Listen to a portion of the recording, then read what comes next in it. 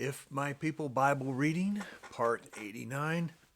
We're supposed to be in the book of Judges, but a number of people still got a hold of me and uh, commented on what we just talked about, redemption and so forth, and wanted to know if I could give them some more bits of wisdom. It's not me giving you bits of wisdom on certain things, but one of them that came up on a number of conversations with a number of people that they said, before we get into the book of Judges, please straighten this out because we've gone through the Torah and we're still confused on a few matters. Okay, here it goes. One of them was the tithing, because I mentioned something about tithing and the evil churches, and I mean evil churches, who are taking and ripping you off just like a thief, just like a thief. And if they would just be honest about it and truthful and actually read the Bible. So here we go. Here's a classic example. We just finished it, and I asked you to read it, but a lot of you didn't see it. I've read this Bible, I don't know how many times, so maybe it's just easier for me to see things. And remember this, when we go on the road to redemption, it's a straight and narrow path, right? And yet we still have so many differences of opinions, and we don't get along about certain matters and so forth. Remember this, if you hear and obey and you are a righteous person, you are saved.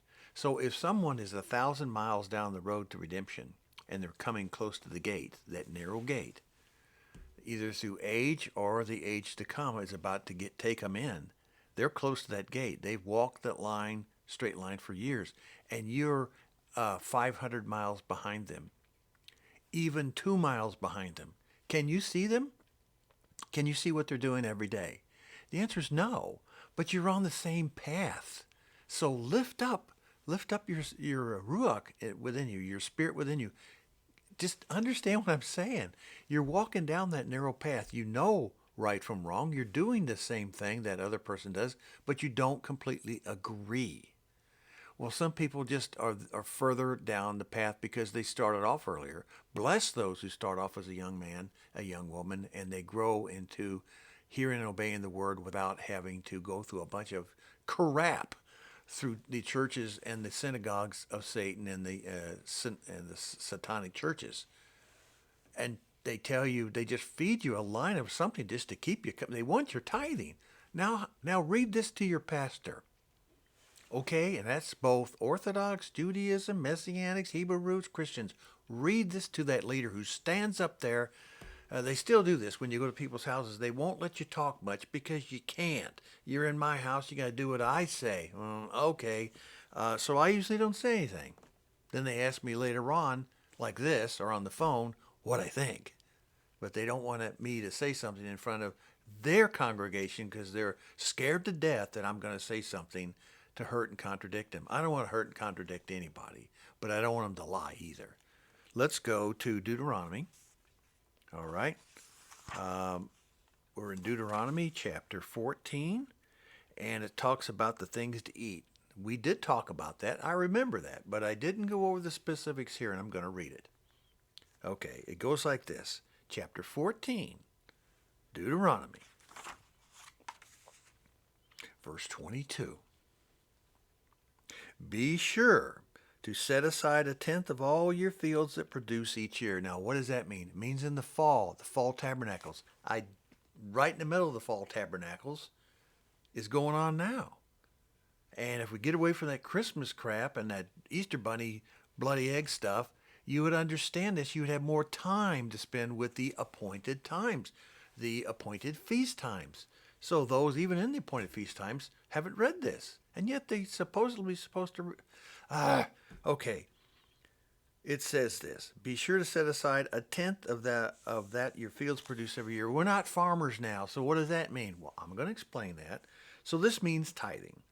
And it is still a command today. And those who do not tithe do not see the benefits from following all of Yahweh's commands. Yes, certain parts of Hebrew roots and Messianics, just because you're not in land doesn't mean you don't have to tithe. If you see a brother or sister, somebody, and Yeshua says what? The widow and the orphan. That means not widow and orphan. It means this.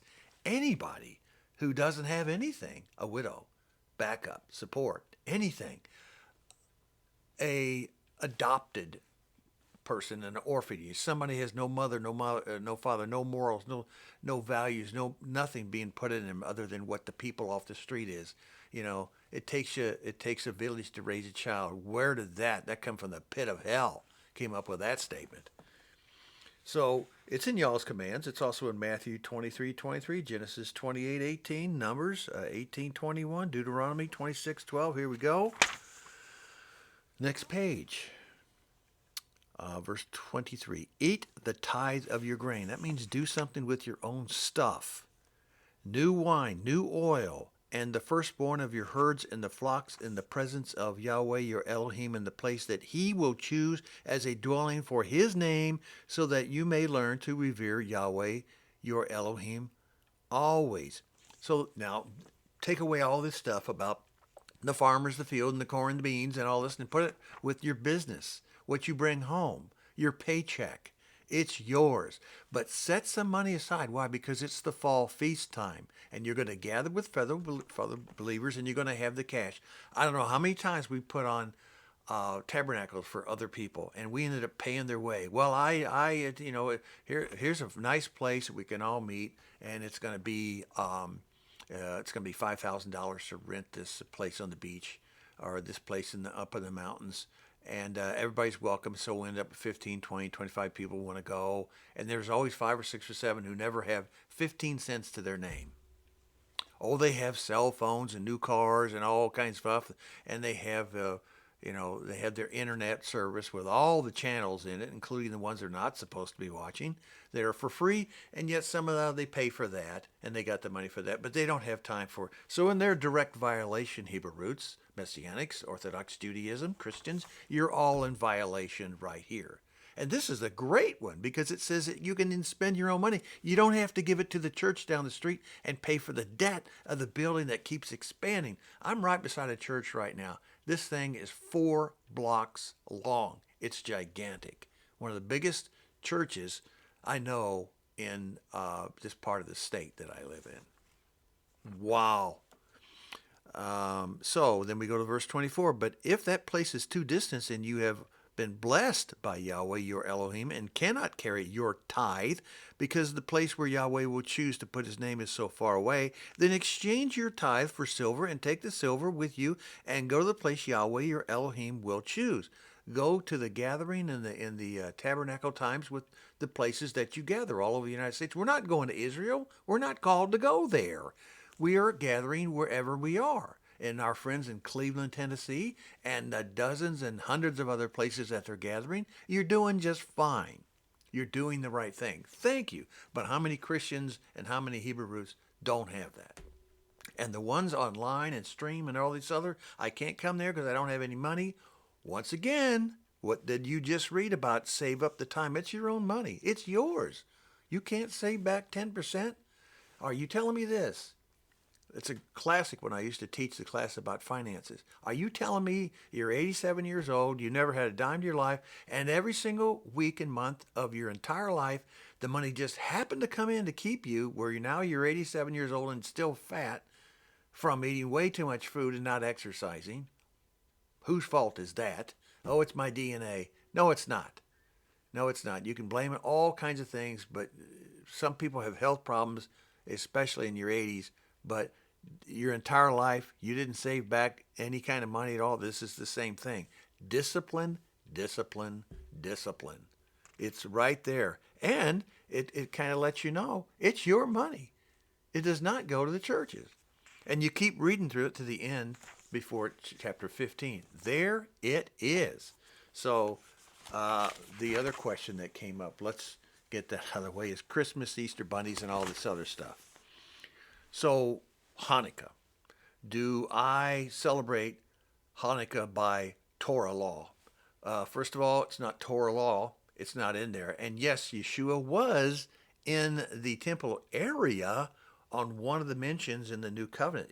We'll be reading to go through. He was in the colonnade area, the colonies of Solomon, which is, by the way, not connected to the temple. It's a bit away from it. It's a walk. It's a Gentile area. It's a gathering area. So no, he wasn't celebrating Hanukkah either, and he doesn't mention it anywhere else. So Where does that come from? Why do tens of thousands of people swear that it's in there and they have to do it? Because it's one of the celebration feasts that goes on forever. When you really drill down with these people, Christians don't have a problem with it because they got Santa Claus. And Hebrew roots, they kind of get caught in the Messianic stuff because they listen to the weekly portions given out by rabbi who hate Yeshua, hate Jesus Christ. They hate his guts. And yet you still listen to him. So that's why, I'm talking to you like, just read the word. So let's go to the first book of Maccabees. Oh, that's not my Bible. Well, actually, it used to be years ago. But why is it not in there? Well, it's not even closely set up the way the rest of the 66 books are. It's not even close. So it's a good historical read, just like reading Josephus. It's a good historical read. And if the Bible mentions any other books, which they do in others, they're good historical reads. Okay? So we go to first book of Maccabees. We go to chapter 4. And we go to 452, and we read 452 through the end to chapter 5. Oh, I got 2 or 3 minutes. Listen to this. 52. And they rose early on the 25th day of the 9th month.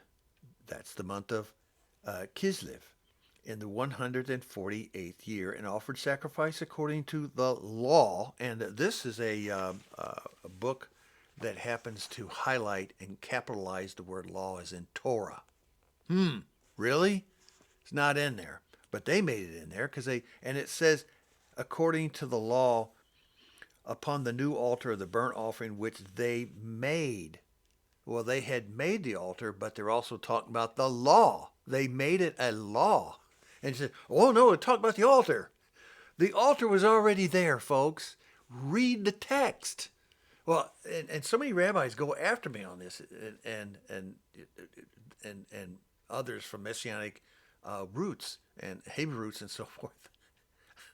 I'm not after you people. You people are loving, wonderful people, but don't go chasing Christians and slamming them, which you do whenever you meet. You just love doing that when you're so full of nonsense that you can't clean out your house either. So there it is. The altar had been defiled. So the altar was there. How do you clean it? You clean it, like with water and soap and ivory soap and so forth. In other words, it's okay. It's cleaned. So what did they make? They made the law. They made it a law. So it becomes Torah, so then it becomes tradition.